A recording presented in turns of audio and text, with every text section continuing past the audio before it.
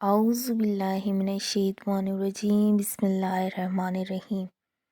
حضرت فاطمہ رضی اللہ تعالیٰ عنہا حضور صلی اللہ علیہ وآلہ وسلم کی بے پناہ لاڈلی بیٹی تھی۔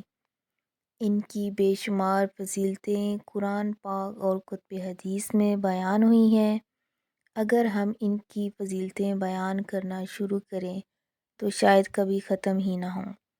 اور ویسے تو حضرت فاطمہ رضی اللہ تعالیٰ عنہا کی ہر فضیلت ہی نرالی ہے، لیکن ان کو اللہ تعالیٰ نے ایک ایسی فضیلت بھی عطا فرمائی تھی جو کسی اور عورت کو حاصل نہ ہوئی ہو۔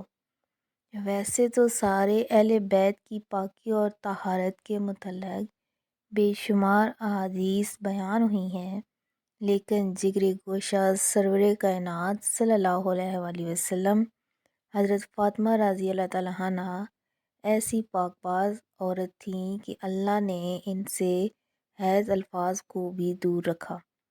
مسلم شریف کی حدیث ہے جس کو امام احمد بن حنبل اور امام نسائی نے بھی نقل کیا ہے۔ روایت کچھ اس طرح ہے، حضرت صفیہ بنت شیبہ روایت کرتی ہیں کہ حضور صلی اللہ علیہ وآلہ وسلم صبح کے وقت بائے تشریف لائے۔ آپ صلی اللہ علیہ وآلہ وسلم نے ایک چادر اوڑھی ہوئی تھی جس پر سیاہ اون سے کجادوں کے نقش بنے ہوئے تھے۔ حضرت حسن رضی اللہ تعالیٰ عنہ آئے تو آپ صلی اللہ علیہ وآلہ وسلم نے انہیں اس چادر میں داخل کر لیا، اور پھر حضرت حسین آئے اور ان کے ہمراہ چادر میں داخل ہو گئے، اور پھر حضرت فاطمہ رضی اللہ تعالیٰ عنہ آئیں اور آپ صلی اللہ علیہ وآلہ وسلم نے ان کو اس چادر میں داخل کر لیا، اور پھر حضرت علی رضی اللہ تعالیٰ عنہ آئے تو آپ صلی اللہ علیہ وآلہ وسلم نے ان کو بھی چادر میں لے لیا۔ پھر آپ صلی اللہ علیہ وآلہ وسلم نے قرآن پاک کی یہ آیت مبارکہ پڑھی، اے اہل بیت، اللہ تو یہی چاہتا ہے کہ تم سے ہر طرح کی ناپاکی دور کر دے اور تم کو خوب پاک صاف کر دے۔ آپ کا نام فاطمہ، لقب زہرا اور بطول ہے۔ حضرت فاطمہ کا بچپن زندگی کا ہر لمحہ نہایت ہی پاکیزہ تھا۔ آپ نے حضور صلی اللہ علیہ وآلہ وسلم اور ام المومنین حضرت ختیجہ رضی اللہ تعالیٰ عنہا کی آغوش رحمت میں پرورش پائی۔ آپ دن رات اپنے والدین کی پاکیزہ زبان سے پاکیزہ اقبال سنتی۔ آپ نہایت عبادت گزار اور پاک باز خاتون تھیں۔ حضرت فاطمہ رضی اللہ تعالیٰ عنہا کو عابدہ، زاہدہ اور طاہرہ کہا جاتا تھا۔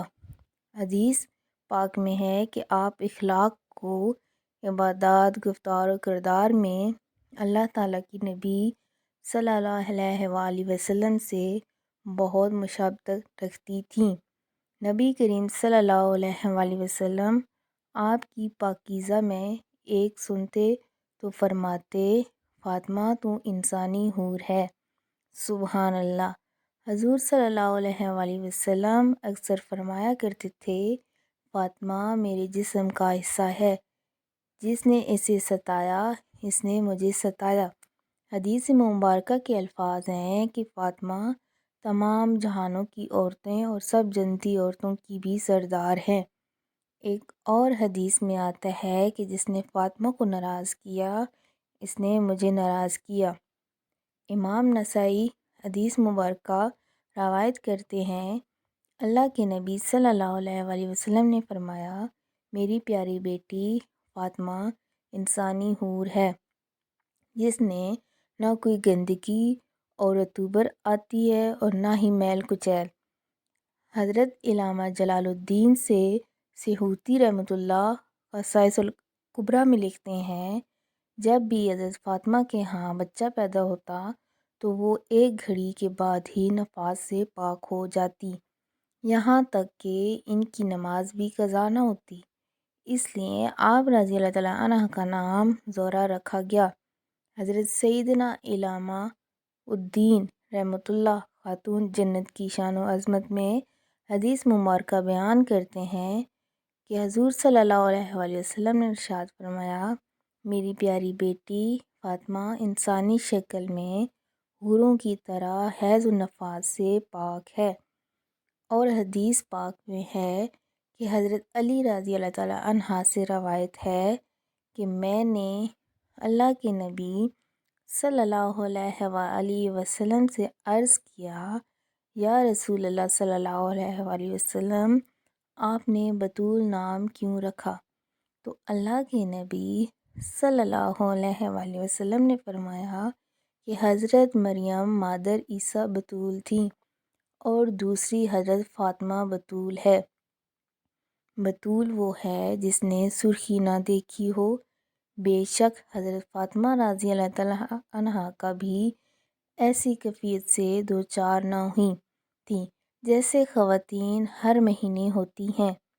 اللہ پاک نے اپنے وعدے کے مطابق ان کو تمام غلاظتوں سے پاک رکھا۔ اللہ اکبر، کیا شان ہے سیدہ فاطمہ رضی اللہ تعالیٰ عنہا کی۔ آپ صلی اللہ علیہ وآلہ وسلم کا چلنا پھرنا، اٹھنا بیٹھنا اپنے والد گرامی حضرت محمد سرکار دو عالم حبیب خدا صلی اللہ علیہ وآلہ وسلم جیسا تھا۔ آئیں دوستو، دعا کرتے ہیں ہم آج سے اپنی زندگی کو خاتون جنت کی سیرت طیبہ پر عمل کرتی ہے گزاریں گے، اپنے والدین کی آنکھوں کی ٹھنڈک بنیں گے اور ہر ایک کے ساتھ حسن سلوک سے پیش آئیں گے، ہر وقت لوگوں کے کام آئیں گے۔